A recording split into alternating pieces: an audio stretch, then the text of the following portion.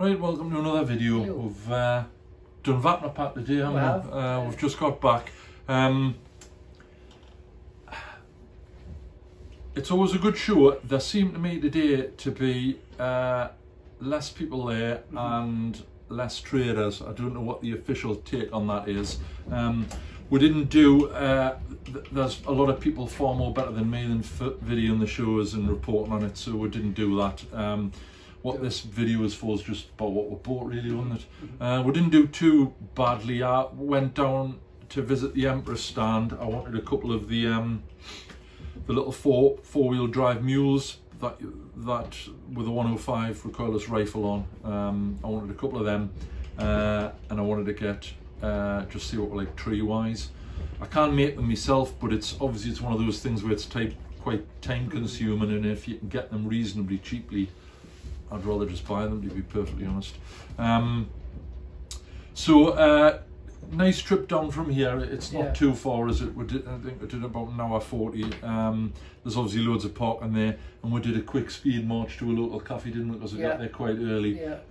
Great coffee. What was it called? I can't remember. Anyway, we're at the race course, and we banged it in the iPhone for the nearest one, and that came up, was about the 8 to 9 minute walk.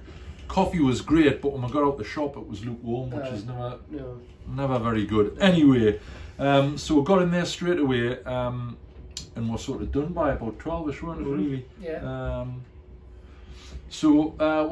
What did you think about the show, Alex? I thought it was good. Like you say, it was a bit more. You could move around a bit more, so more spread out. That's what I mean for more. It was more spread out, which that probably made it feel probably a bit quieter than previous years, probably. But apart from that, it was a good show. There was some good few games going on the top sections.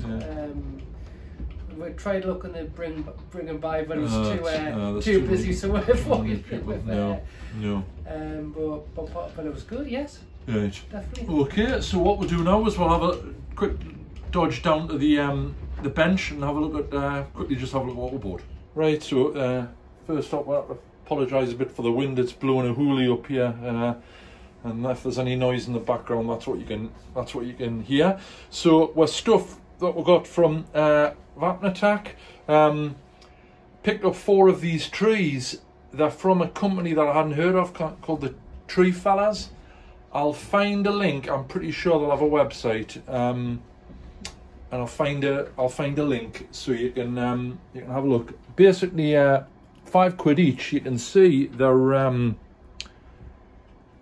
really nicely done. I'll probably have to get some thin down white glue just to lock the scenic stuff on, but 4 of them £20, and they're a nice size, nice and big, not too small, so they're great for 28mm. I saw Leon at Pendragon. I needed to pick a few paints up, which you can see here, just the Vallejo stuff. I also got another couple of packets of 10mm sheep for the Falklands. And I got some 6mm fencing. That's for the Hungary Eastern Front stuff that I've been working on. Obviously visited Empress. Got a couple of the mules. One obviously comes with the recoilless rifle, and you also get a separate recoilless rifle and a really nice crew. And then I got a vehicle by itself with a load of stowage. So I've got that sorted. I've got a version of this Blanford book. I got it in paperback years and years ago. I always prefer the hardback Blanford ones. They're just nicer, they're nicer to handle and everything. The paperback one, I think it's the American one, which is, I don't know, stack pull, something like that. And the spines go, and then the pages become loose. They're just not really good. So anyway, I saw that, so I picked that up. That was quite pleased with that. War bases, got some basin stuff. These are obviously for trees, and I've got some palm trees for where to base up. And I also picked up one of the Wild West buildings. There's a long running sort of Wild West thing that we've got going on. So that was it. Alex, you didn't get a great deal of stuff, do you? What do you get? No, so I've just got some more miniatures from Black Scorpion Miniatures to go with my pirates. So the Royal Navy Marines, which will tie in nicely to my pirates range that I've got. I've got basically, I think, just about all the pirates from Black Scorpion, so they should fit in nicely. All right. Well, that was it. So it was a canny day, wasn't it? We weren't there that long, but that's what we've got, and obviously I'll be looking forward to doing those Empress mules. They'll tie in really well with the way stuff. Right, so there we are. Not too much of a hit on the pocket, no. So it was okay. Next show will be Salute, won't it? Yeah, that's next one in April. So yeah.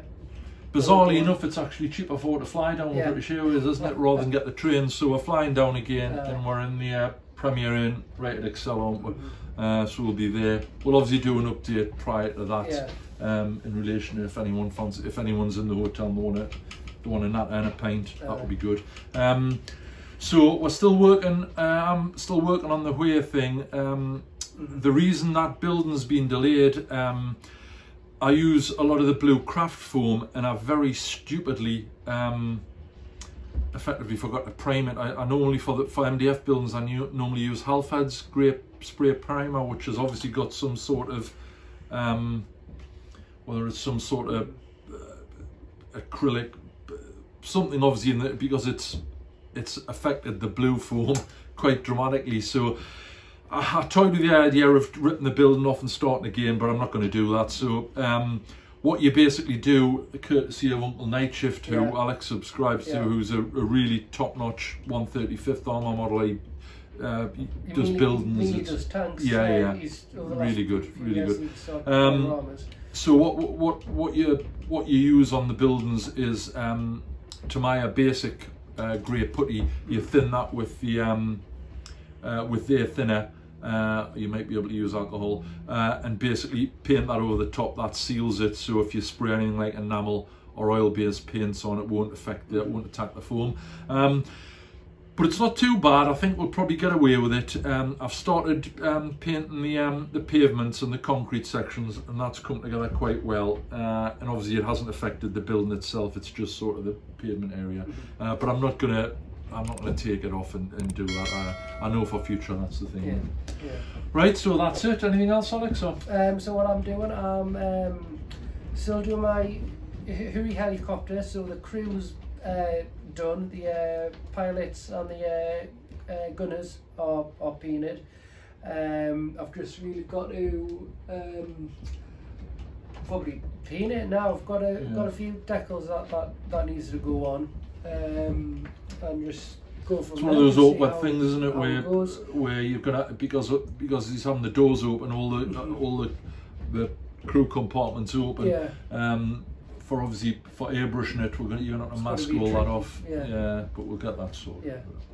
Anyway, that's about it. So once again, thanks very much for watching. Thanks for all your support, and we'll see you next time. See you next time.